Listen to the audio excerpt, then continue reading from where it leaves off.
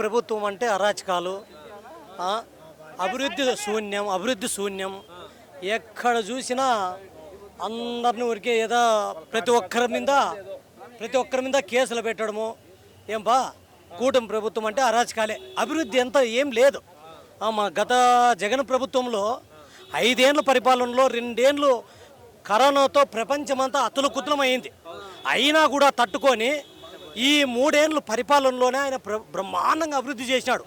ఏందప్పంటే పిల్లలకి చదువులు కానీ, గ్రామ సచివాలయాలు అప్పుడైతే మండలంలో చుట్టుపక్కల ఊర్లన్నీ ఒక మండలానికి రావాల్సిందే, ఏదన్నా కావాలంటే పనే.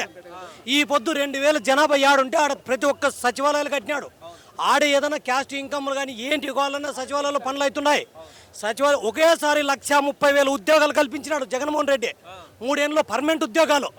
5 పిల్లల్ని వాలంటీర్లను పెట్టి 5,000 వాళ్ళకు గౌరవ వేతనం ఇచ్చి ముస్లిం ముత్తుకోళ్ళకి తిరగలేకుంటే వాళ్ళకి ఇండ్ల కాటికే సప్లై చేసేటట్లు చేశాడు. ఇట్లా బ్రహ్మాండంగా 3 ఏళ్ళలో బ్రహ్మాండంగా అభివృద్ధి చేసినాడు జగన్మోహన్ రెడ్డి. ఈయన వచ్చి 3 పార్టీలతో పొత్తులేంది చెప్పి ఆపద్దు గెలవలేడు.